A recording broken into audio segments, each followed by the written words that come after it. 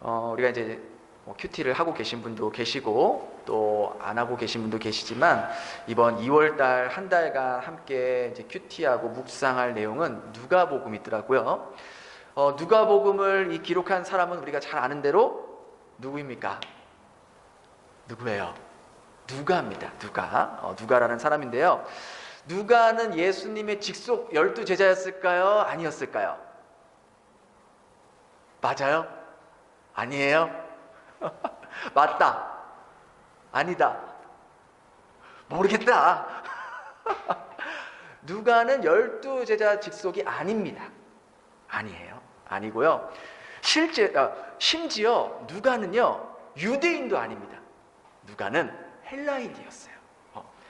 성경에는 누가가 어떤 인물이었는지, 그리고 어떤 배경을 가졌는지, 또 어떻게 예수님을 직접적으로 믿게 되었는지는 사실 기록되어 있지 않아요. 그런데 우리가 바울의 서신서를 잘 따라가다 보면 누가가 어떤 사람인지를 우리가 힌트를 알 수 있게 됩니다. 자, 먼저 이 누가복음을 쓴 이 누가의 직업이 뭘까요? 의사였어요. 근데 그거 어떻게 알아요? 그냥 목사님이 의사라고 하니까 아니에요. 성경에 써 있어요. 골로새서 4장 13절. 우리 한번 같이 읽어볼까요? 시작. 사랑을 받는 의사 누가와. 그죠? 여기에 분명하게 누가는 직업이 뭐라 그래요? 의사였어요. 그 당시 의사로 활동했는데 어떤 의사래요? 이 바울이 썼는데 사랑을 받는 의사래요. 그러니까 이걸 보면은 이 누가라는 사람 마음이 참 따뜻했던 의사였던 것 같아요. 그러니까 돈을 목적으로 자신의 주머니를 챙기려고 하는 의사가 아니라 정말 환자 하나하나를 잘 케어하고 마음으로 케어하려고 하는 그런 따뜻한 마음을 가진 사람이 누가였던 거예요. 그러니까 바울도 그 누가를 사랑을 받는 의사라고 했던 것이죠. 그래서 이제 누가가 의사이다 보니까 그가 기록한 책이 이제 누가복음과 사도행전이거든요. 사도행전도 누가가 기록했는데 그걸 보면 굉장히 꼼꼼하고 상세한 기록들을 많이 남겼어요. 특별히 누가는요, 이 예수님에 대해서 이제 증거할 때, 예수님에 대해서 기록할 때, 이 예수라는 사람이 역사적 실존적 인물이라는 것을 강조하기 위해서 그 당시 함께 예수와 함께 살았던 역사적 인물들을 굉장히 많이 나열합니다. 누가복음 3장 1절에 보면은요, 이렇게 굉장히 많이 그 당시에 황제가 디베르 황제였고, 유다 총독이 본디오 빌라도였고, 갈릴리 분봉 헤롯이었고, 빌립이 어떤 사람이었고, 루사니아가 분봉왕이었고, 제사장 안나스와 가야바가 대제사장이었다. 이걸 왜 이렇게 장황하게 기록하겠어요? 바로 예수가 어떤 신화적인 사람이 만들어낸 그러한 인물이 아니라 실제로 그 당시에 살았던, 이 당시에 동시대에 살았던 이런 사람들이 살았을 때에 예수가 역사적 실존적 인물이었다는 것을 강조하기 위해서 이 부분뿐만 아니라 누가복음과 사도행전 곳곳에는 굉장히 역사적인 인물들이 많이 기록이 되어 있습니다.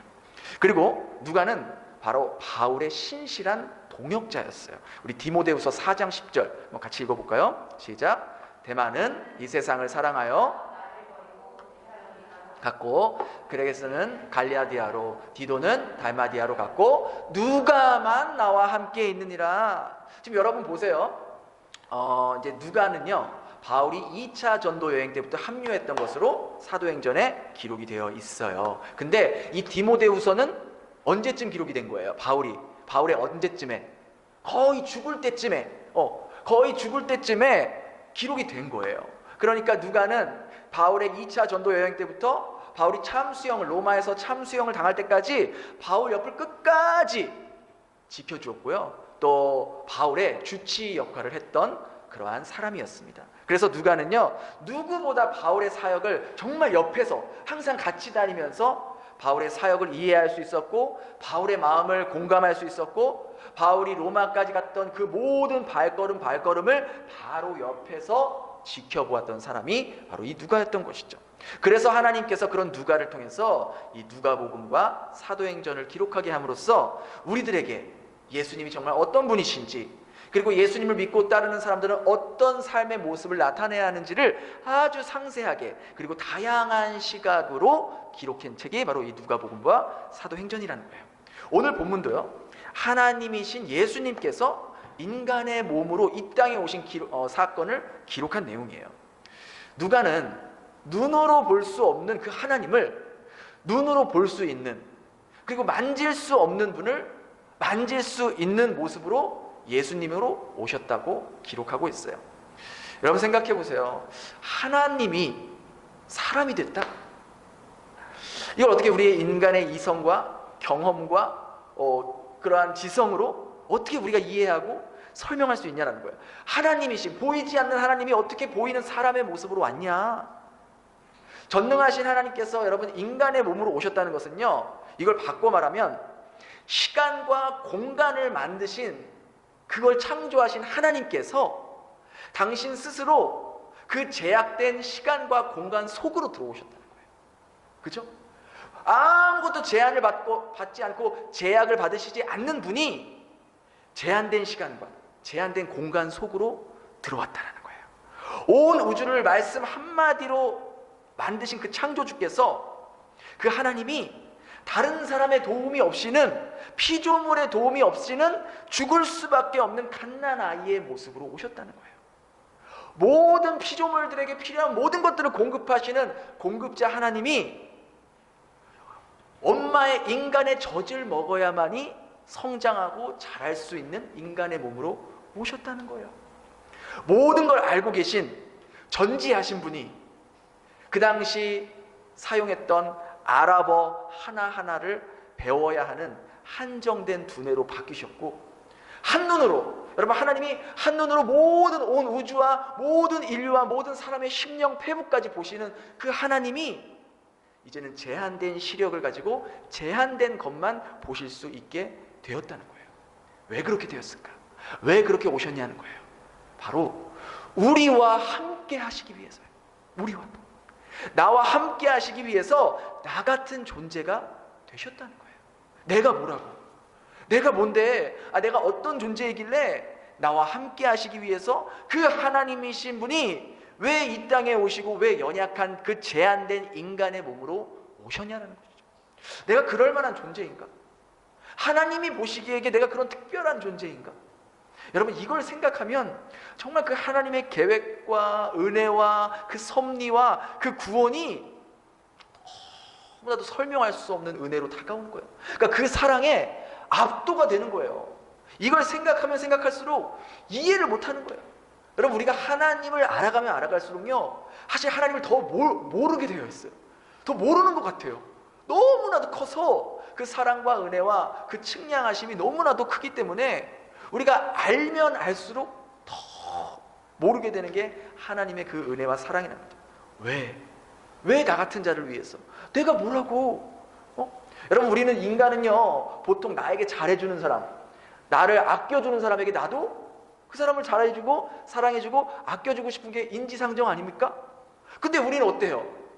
우리가 하나님을 사랑한 적이 있어요? 우리가 하나님의 말씀에 순종해 본 적이 있어요?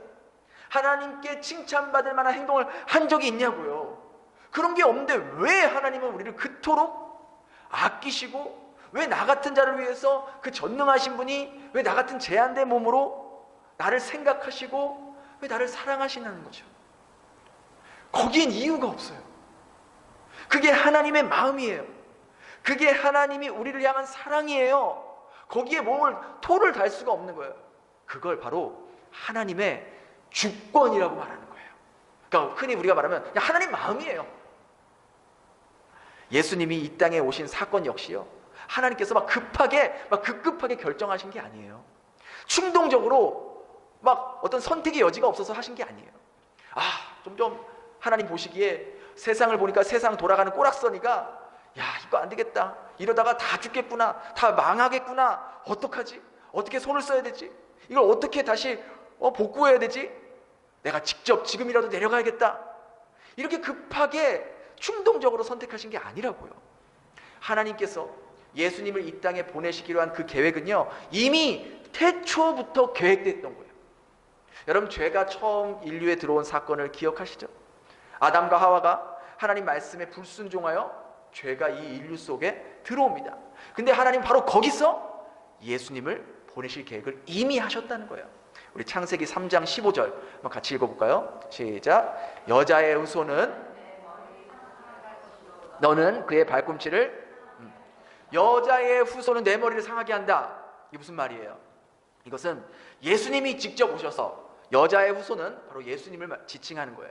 그리고 내 머리는 뱀, 사탄을 말하는 겁니다. 그래서 너의 머리를 상하게 한다. 이게 뭐예요? 머리를 상하게 한다는 건 박살이 난다는 거예요. 죽음의 권세를 깨뜨리신다는 거예요. 산산조각을 낸다는 거예요. 그리고 뱀이 여자의 그 후손의 발꿈치를 상하게 한다는 건 어떤 사건을 말하는 거예요? 바로 십자가 사건을 예표하는 거예요. 예표하는 거예요. 그래서 예수님께서 이 땅에 오신다는 예언이요, 이미 성경 3번째 장에 기록이 되어 있는 거예요. 그냥 하나님이 급급하게 빨리 보내야겠다, 그게 아니에요. 이미 하나님은 예수님을 이 땅에 우리를 구원하시기 위해 태초부터 계획하고 예정하고 섭리하고 계셨다는 거예요. 특별히 여기서 여자의 후손이라는 표현은요, 성경 유일하게 창세기 3장에서만, 이 15절에서만 기록된 내용이에요. 여러분, 우리가 성경을 보면서 성경의 어떤 인물들을 소개할 때 그 인물을 소개할 때 항상 표현하는 수식어가 뭐예요? 그렇죠. 누구의 아버지, 누구의 아들, 아브라함의 아들, 이삭의 아들, 이렇게 표현하잖아요. 근데 예수님은 왜 여기서 여자의 후손이라 그래요? 예수님에겐 생물학적 아버지가 없어요. 그렇잖아요? 예수님의 아버지가 누구예요? 하나님이시잖아요. 그렇죠? 그의 어머니는 마리아잖아요. 그러니까 처녀의 몸으로 예수를 낳았기 때문에 성경은 예수님을 여자의 후손이라고 표현하는 거예요. 이걸 통해 우리가 뭘 알 수 있냐? 하나님은 예수님을 급한 마음에 보내신 게 아니라는 거예요. 우리를 살리시기 위해서 우리가 태어나기 전부터 이 땅에 태어나지도 않았는데 우리를 구원하시기 위해서 작정하시고 준비하셨다는 거예요. 오래전부터 저와 여러분을 위해서 계획하셨다는 거예요. 그게 이제 오늘 본문에도 이렇게 연결이 되는데요. 특별히 오늘 본문에서 우리가 주목해야 될 부분은 바로 이 주의 사자와 주의 이 천사가 말씀하는 것과 그 말씀을 들은 이 목자들의 반응을 우리가 좀 더 주목해 볼 필요가 있어요. 우리가 한번 8절, 오늘 누가복음 2장 8절 한번 다시 한번 읽어볼까요? 시작. 그 지역의 목자들이 밤에 밖에서 자기 양떼를 지키더니, 이 주의 천사가, 주의 사자가 이제 나타나서 이야기하는데 그 이야기하는 대상자가 누구예요? 목자래, 목자. 자, 생각해 보세요. 왜 하나님께서 이 놀랍고 믿을 수 없고 이 정말 기쁜 예수님의 성육신 사건을 왜 하필 목자들에게 얘기해 주냐는 거예요. 아니, 다른 사람들 많이 있잖아요. 제사장도 있잖아요. 대제사장도 있잖아요. 성경 그 연구하는 서기관들 있잖아요. 바리새인도 있잖아요. 귀족들도 있잖아요. 고위 관직자들도 있을 거 아니에요. 근데 왜 하필 목자에게 말씀하셨냐는 거예요. 여러분, 그 당시 목자는 어떤 신분이었어요? 맨 최하층 노예 그 다음이었어요. 그러니까 아주 밑바닥 인생의 낮은 계급에 속한 사람들이라는 거예요. 세상적으로 보면 별 볼 일 없고 비천하고 소망이 없고 미래도 없고 아무도 관심 갖지 않는 그런 부류의 사람들이 목자라는 거예요. 이 목자의 모습은요, 오늘날 바로 저와 여러분의 모습을 말해주고 있는 거예요. 우리 역시 사회적으로 누가 하나 우리를 알아주나요? 우리를 인정해 주나요? 우리도 별 볼 일 없고 아무도 우리에게 관심 가져주지 않아요. 그런 존재인데 하나님은 이 목자에게, 그리고 우리들에게 친히 찾아와 주셔서 복음의 소식을 알게 하여 주시고, 예수님이 누구인지, 예수님이 나와 무슨 상관이 있는지, 십자가가 어떤 사건인지, 영생이 무엇인지 우리들에게 말씀해 주고 싶어 한다는 거예요. 그리고 또 이 목자들에게 언제 어디서 뭐 할 때 주의 사자가 나타났다 그래요? 밤에 밖에서 자기 양떼를 지킬 때 주의 사자가 말씀하셨어요. 저는 이 구절을 말씀을 준비하면서 천천히 밤에 밖에서 자기 양떼를 지킬 때 이걸 묵상하면서 너무 많은 은혜를 받았어요. 여러분, 목자의 역할이 뭐예요? 목자 뭐 하는 사람이에요? 양 지키는 사람이잖아요. 밤이나 낮이나 빈들 밖에서나 양 우리 안에서나 자기에게 맡겨진 양떼를 돌보고 지키는 게 목자의 역할이죠. 그렇죠? 그러니까 목자는요, 보세요. 목자가 지금 성전 가서 기도했어요? 예배했어요? 어디 어려운 지역에 선교 갔어요? 아니에요. 목자는 그저 자기에게 맡겨진 일을 묵묵히 했어요. 그랬을 때 하나님은 목자에게 가장 큰 기쁨의 소식을 제일 먼저 알려줬다는 거예요. 이 말씀이 뭘 우리에게 의미하나요? 우리 역시 하나님께서 우리 각각 가정에게 맡겨주신 가정, 사회 구성원의 자리, 교회 공동체의 모습, 그 가운데에서 내게 맡겨진 일들을 최선을 다해 묵묵히 하루하루 해나가는 그 사람의 삶 가운데, 그 삶의 현장 가운데 하나님 말씀하시고 역사하신다는 거예요. 하나님은요, 이 예배당에서만 말씀하시는 게 아니에요. 내가 성경 읽을 때만 말씀하는 게 아니에요. 내가 기도할 때만, 내가 성경 공부할 때만, 예배 드릴 때만 하나님의 말씀과 임재가 임하는 게 아니에요. 하나님은 내가 나에게 맡겨진 일들에 대해서 묵묵히 누가 알아주든 안 알아주든 내가 최선을 다해야 할 때 그곳이 바로 하나님을 예배하는 자리가 되는 것이고, 그곳에서 하나님의 음성을 듣는 거예요. 여러분이 묵묵히 힘들고 어렵지만 내 자녀에게 최선을 다해서 자녀를 양육하는 일, 내 남편과 힘들고 어렵고 갈등이 있지만 하나님이 붙여주신 남편이라는 것을 믿으며 그 남편에게 헌신하고 희생하고 섬기는 그 자리, 부모를 섬기는 그 마음, 회사에서나 교회 공동체에서 내게 맡겨진 일들을 때로는 힘들고 내려놓고 싶지만 묵묵히 해나가는 그 자리, 그때 하나님은 그 현장에서 우리에게 얼마든지 말씀하시고 임재하신다는 것을 오늘 본문을 통해서 말해주고 있는 거예요. 그러면서 주의 천사가 목자들에게 어떤 말을 전합니까? 우리 11절 같이 읽겠습니다. 시작. 오늘 다윗의 그냥 나셨으니 곧 그리스도 주시니라. 먼저는 구세주가 태어났는데 이 구세주가 누구를 위해 태어났대요? 누구를? 너희를 위해 태어났대요. 너희를. 여기서 너희는 누굽니까? 바로 저와 여러분들을 위하여 태어났다는 거예요. 죄인된 우리를 위해서, 스스로 죄의 문제를 끌어내지 못하는 우리를 위해서, 영원한 형벌을 받을 수밖에 없는 우리를 위해서 하나님이신 분이 인간의 몸으로 이 땅에 오셨다는 거예요. 예수님은 다른 사람을 위해 이 땅에 오신 게 아니에요. 바로 저와 여러분을 위해서, 나를 위해서 오셨다는 거예요. 여러분, 이게 얼마나 큰 은혜가 되는지 여러분 생각해 보세요. 그런 말도 있잖아요. 이 세상에 나 혼자 한 사람만 남아 있어도 예수님은 이 땅에 오셨을 거다. 나를 위해서, 나를 구원하기 위해서. 얼마나 감사한 말씀. 너희를 위해, 너희를 위해. 나 때문에 오신 거예요. 나 살리려고, 나 같은 죄인 구원받고 천국 백성 되게 해주시려고 나를 위해 오셨대요. 여러분, 우리가 이 말씀만 깊이 생각하고 묵상해도요, 얼마나 우리 삶 가운데 큰 은혜와 위로가 되는지 몰라요.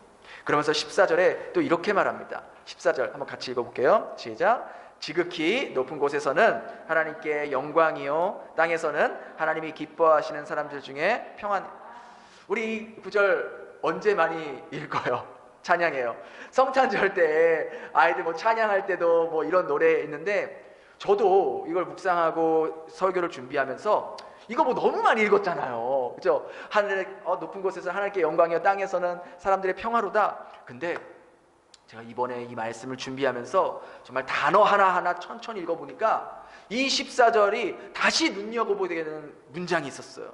뭐 아마 여러분들 중에서도 발견하신 분도 계시겠지만 저에겐 이 14절이 또 다른 새로운 또 말씀으로 다가오더라고요. 높은 곳에서는 하나님께 영광이요라고 했잖아요. 근데 땅에서는 뭐라 그래요?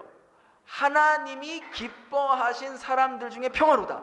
제가 여기서 뭐에 꽂혔냐면 하나님이 기뻐하신 사람들 중에, 여기에 꽂힌 거예요. 이 문장이 저에게 팍 와닿더라고요. 그전에는 그냥 높은 곳에서 하나님께 영광이요, 땅에서는 사람들에게 평화로다 라고만 그냥 지나가면서 읽었는데, 자세히 보니까 하나님의 평화가, 하나님의 그 평안이 누구에게 임한대요? 하나님이 기뻐하신 사람들, 그 사람들에게 임한다는 거예요. 제가 이게 궁금해서 다른 번역본들도 막 찾아봤어요. 그러니까 정말 이렇게 나와 있더라고요.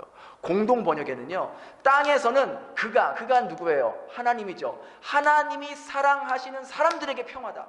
새 번역에는 주님께서 좋아하시는 사람들에게 평화가 임한다. 현대인 성경에는 하나님의 은총을 받은 사람들에게 평화가 임한다. NIV로도 보니까 그의 은혜가 머무는 자들에게 평화가 임한다.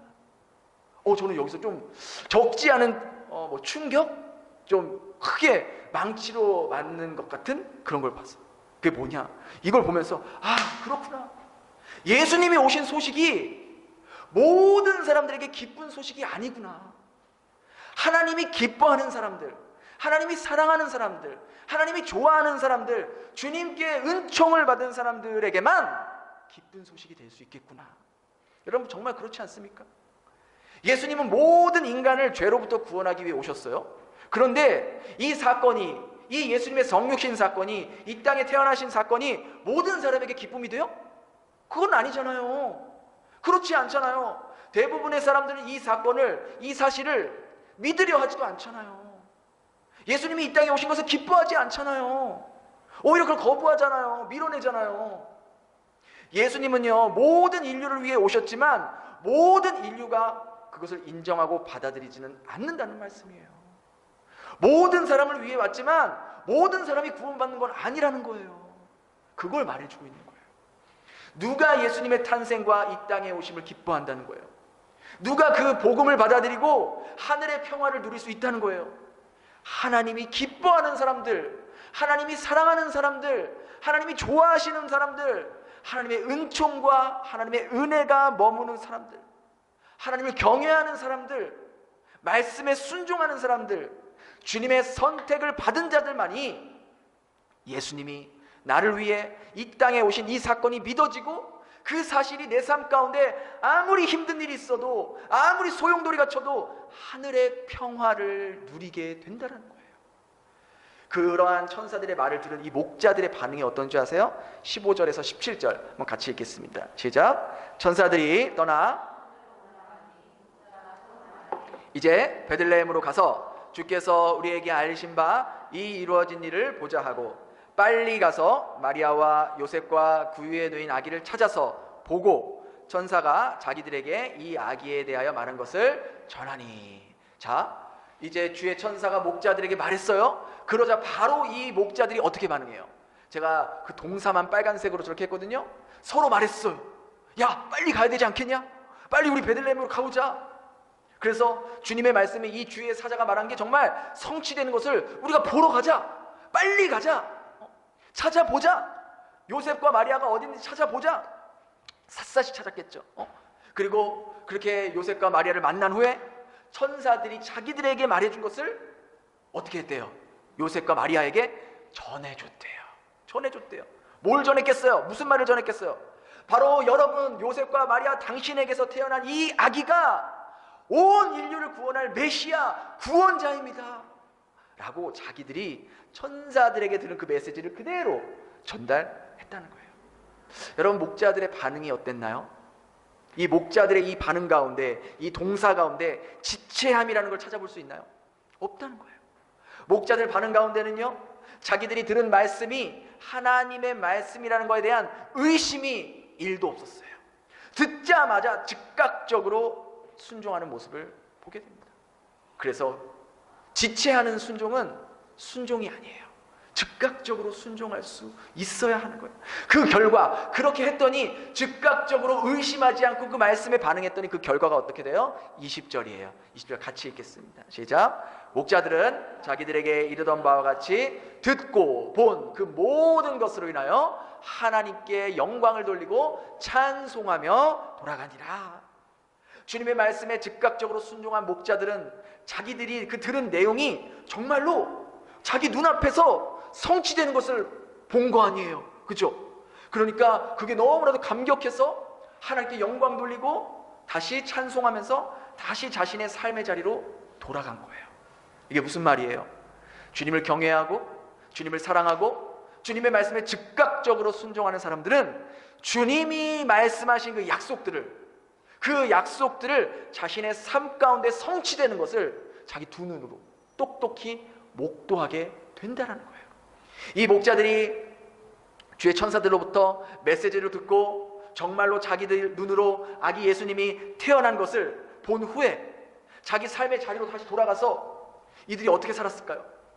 저는 그렇게 생각해요. 목자의 삶이 기록되어 있지 않지만 날마다 그걸 기억하면서 더욱더 하나님을 경외하고 하나님의 말씀대로 살았을 것임을 우리는 얼마든지 짐작할 수 있다라는 것이죠. 그렇게 천사들의 말씀을 듣고 순종했더니 그 말씀이 그들에게 진정한 기쁨으로, 복음으로, 복된 소식으로 간직하면서 평생을 살았을 거예요. 여러분, 우리는 어떤가요? 여러분은 어떻습니까? 예수님이 이 땅에 오신 소식이 정말로 여러분에게 복음이 되고 있습니까? 복음이 뭡니까? 좋은 소식이잖아요. 기쁜 소식이잖아요. 예수님이 이 땅에 나를 위해 오신 것이 여러분에게, 여러분 삶 가운데, 여러분 감정에 진짜 기쁨이 되냐는 거예요. 예수님이 내 인생의 주인이 되시고 나의 구세주가 되신 것이 내 삶을 전체 통틀어서 가장 큰 복으로 느껴지고 있냐라는 거예요. 만일 여러분이 그렇다면 여러분은 오늘 본문의 목자처럼 정말 하나님이 기뻐하는 사람, 하나님이 좋아하는 사람, 하나님의 은총을 받은 사람들일 거예요. 주님께서, 여러분이 그걸 느끼고 있다면 정말 주님께서 여러분을 아끼고 사랑한다라는 증거입니다. 그런데 너무나도 안타깝게도 많은 분들이 교회에 나오고 예수님을 믿는다고 하고 신앙생활도 오랫동안 했지만 이 복음으로 인해, 예수님이 이 땅에 오셨다는 사실로 인해 내 마음이 기쁘고 즐겁고 하늘의 평안을 누리며 사는 사람은 너무나도 소수라는 거예요. 많지 않다라는 거예요. 왜 그럴까? 왜 그럴까? 왜 많은 사람들에게 이 소식이 기쁜 소식으로 다가오지 못하고 즐거움으로 다가오지 못할까? 여러 이유가 있겠지만 아마도 이 기록된 말씀을 내가 정말로 진실로 믿고 있지 않기 때문은 아닐까, 그런 생각이 들었어요. 성경에 기록된 내용을 정말로 믿고 살아간다면 예수님이 약속하신 수많은 은혜와 영적인 복을 누리며 살아갈 텐데, 우리가 기록된 말씀을 믿지 않고 있기 때문에, 믿어도 반만 믿거나 조금만 믿거나 온전히 믿지 못하기 때문에 교회도 나오고 예배도 드리고 신앙생활도 오래 했지만 마음에 기쁨이 없는 거예요. 예배를 드려도 평안이 없는 거예요. 내 인생에 예수님이 말씀하신 은혜와 평안들을 누리지를 못하는 거예요. 참 신기한 건요, 이 하나님의 말씀이라는 거는 믿으면 믿을수록 그 말씀 안에 담겨있는 보물들을 계속 끌어내는 거예요. 마치 한정된 우물에 물이 담겨있는 게 아니라 캐내면 캐낼수록 더 깨끗한 물, 더 신선한 물, 더 그전에 맛보지 못했던 물들을 맛보게 되는 거예요. 캐내면 캐낼수록 그 캐낸 보물의 가치가 더 높아지는 거예요. 그래서 이 성경 말씀도요, 정말 내가 믿는 만큼 나에게 이 성경 말씀도 내게 반응해요. 내가 적게 믿으면 성경 말씀도 내 삶 가운데 적게 이루어지고 적게 실현이 되는 거예요. 반대로 내가 이 성경 말씀을 더 깊이 믿으려면 할수록 이 말씀들이 내 삶에 실현이 되고 그 약속들이 성취되는 것을 더 많이 경험하고 느끼게 된다는 것이죠. 내가 이 성경 말씀에 대해서 질문하는 만큼, 계속해서 끊임없이 질문하는 만큼 그 답을 찾을 수 있는 거예요. 말씀 묵상도 마찬가지예요. 제가 아이들과 이제 저녁마다 함께 큐티하고 말씀을 읽으면서 아이들이 그냥 읽고 문제 푸는 것만으로 끝내지 말고 오늘 말씀 안에서 너희들이 하나님이 어떤 분인지, 예수님이 어떤 분인지, 어떤 행동을 하셨는지, 하나님이 뭘 원하시는지, 뭘 싫어하시는지, 우리가 또 순종해야 하는 말씀은 어떤 건지 찾아봐라. 한번 너희들이 생각해봐라. 이렇게 우리가 질문하면 질문할수록, 생각하면 생각할수록, 찾아내면 찾아낼수록 묵상도 더욱 풍성해지고 더 깊이 있는 하나님의 말씀을 발견하게 되는 거예요. 왜 주님은 그렇게 거기서 그런 말을 하셨을까? 왜 그런 행동을 하셨을까? 굳이 꼭 왜 그렇게 하셨을까? 왜 제자들은 이렇게 행동을 했을까? 이렇게 우리 질문이 많은 만큼 그 본문 안에서 은혜의 답들을 계속해서 끊임없이 찾을 수 있는 거예요. 여러분, 질문이 없으면, 우리가요 이 성경 말씀을 읽으면서 질문이 없으면 마치 이 안에 수많은 보물들이 담겨져 있는데 그걸 캐내지 않고 그냥 매장된 채로 놔두는 것과 똑같은 거예요. 계속해서 끊임없이 말씀을 향한 질문을 던질 때 그 말씀이 우리에게 답을 준다는 거예요.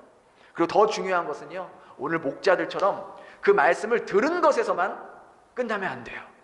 들은 것에서만 끝나는 것이 아니라 이 목자들은 어떻게 했어요? 그 들은 말씀에 순종하고 그 말씀을 전하고 그 말씀을 자신의 삶에 실천했다는 거예요. 우리가 말씀 묵상에서만 그치면 안 되는 이유가 바로 여기 있는 거예요. 이거는요, 영적 만족감에 도취되는 거예요. 그렇게 해서는 결코 하나님의 말씀이 내 삶에 성취될 수가 없어요. 우리가 말씀을 묵상하는 이유는요, 올바른 말씀, 올바로 그 말씀에 순종하기 위해서 말씀을 묵상하는 거예요.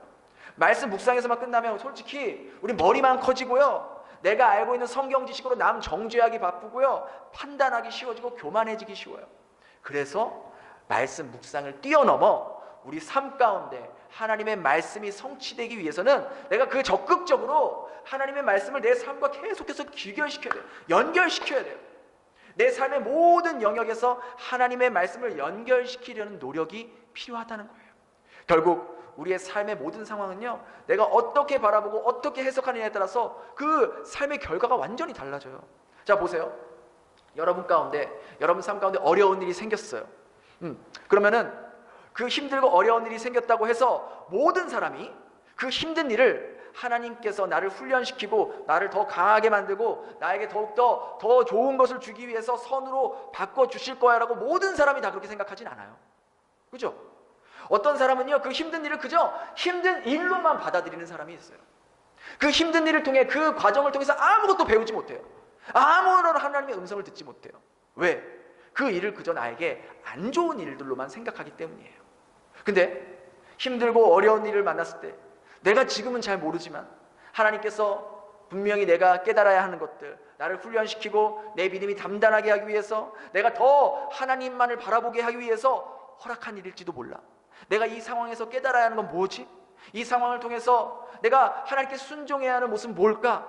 이렇게 받아들이는 사람은 그 힘들고 어려운 일을 통해서 더 성숙해지고 깊어지는 발판을 마련하게 되는 거예요. 그러니까 믿음이란 내 삶 가운데 얼마나 하나님의 말씀을 귀결시키고 대입시키고 적용하느냐에 따라서 내 삶 가운데 하나님의 말씀이 끊임없이 성취되는 것을 느끼며 사람이 있는가 하면, 반대로 내 삶 가운데 하나님이 한 번도 역사하지 않는 것 같다, 하나님이 내 기도에 한 번도 응답하지 않는 것 같다, 그렇게 해석하는 사람도 있다라는 거예요. 성경은요, 반응하는 자의 것이에요. 믿으면 믿을수록 계속 커지고요, 믿지 않을수록 계속 쪼그라드는 거예요. 우리의 믿음은 멈춤이 없어요. 성장 아니면 퇴보예요. 아, 내가 믿음이 멈춘 것 아니요, 그건 퇴보하고 있다는 거예요. 끊임없이 앞으로 나아가지 않으면 뒤로 뒤처지는 게 우리의 믿음이라는 거예요. 그래서 예수님이 뭐라 그래요? 있는 자는 뭐요? 더 받을 것이요, 없는 자는 그 있는 것까지 다 이긴다 그래요. 우리의 믿음이 그런 거예요. 그렇지 않나요? 아무리 예수님이 우리를 구원하기 위해 이 땅에 오시고 우리 삶 가운데 우리가 생각지도 못한 아름다운 은혜를 준비하고 있어도 내가 그 선물을 받으려는 마음이 없다면 그 선물은 내게 될 수가 없는 거예요. 선물을 받아놓고도, 이 귀한 선물을 받아놓고도 풀지도 않고 열어보지도 않는다면 그 선물은 아무 의미 없는 거예요. 그냥 쓰레기통에 가는 거예요. 아무 의미 없는 거죠. 저는 우리 베델교회 성도님들이요, 정말 세월이 갈수록, 나이가 한 살 한 살 더 들수록 하나님의 말씀을 내 삶에 더 귀결시키려는 그런 믿음이 커질 수 있길 바라요. 성경 말씀은 성경 말씀이고, 내 삶은 내 삶이고, 내 문제는 내 문제고, 이렇게 따로따로 생각하는 게 아니라 기록된 성경 말씀 안에 내 삶을 어떻게 풀어낼까, 내가 당면한 문제를 어떻게 좀 하나님의 관점으로 바라볼까, 이 말씀이 어떻게 하면 내 삶 속에서 이루어질까, 어떻게 하면 정말 예수님께서 약속하신 이 평강과 은혜와 세상이 줄 수 없는 이 기쁨을 내 것으로 만들 수 있을까, 이 좋은 소식이, 이 복음이 내 삶을 진정한 기쁨과 만족으로 채워질 수 있을까. 여러분이 올 한 해 그것에 집중하고 그것을 발견하기 위해 노력하고 말씀을 깊이 캐는 일에 내 시간과 내 에너지와 내 삶을 사용할 때 분명 여러분은 그 전에 느낄 수 없었고 경험할 수 없었던 그런 기쁨과 만족과 주님만이 주실 수 있는 평강을 누리게 될 거예요. 기록된 성경 말씀들이 내 삶에 성취될 것을 여러분 확신하면서 그 말씀에 오늘 목자들처럼 순종하면서 반응하면서 한번 살아보세요. 그걸 발견할 수 있는지 없는지. 여러분 그렇게 하시면요, 성경은 여러분을 결코 배신하지 않아요. 그 말씀들이 내 삶을 풍족하게 해줄 겁니다. 여러분, 돈이 많아서 내가 소유하고 있는 것이 많아서 풍족한 것이 아니라 그 말씀이 채워져서 내 영혼이, 내 마음이 풍족해지는 그런 정말 놀라운 영적인 경험들을 분명히 하게 됩니다. 그러면 그때부터 이 말씀은 여러분에게 진짜 굿뉴스가 되는 거예요. 진짜 복음이 되는 거예요. 진짜 기쁨이 되는 거예요. 그 복음을 내 것으로 만들고 그 복음이 주는 기쁜 소식들을 누리며 또 나누며 살아갈 수 있는 복된 여러분의 인생이 될 수 있기를 예수님 이름으로 축원합니다. 우리 시간 그렇게 또 찬양하면서 또 기도하는 시간 가졌으면 좋겠거든요.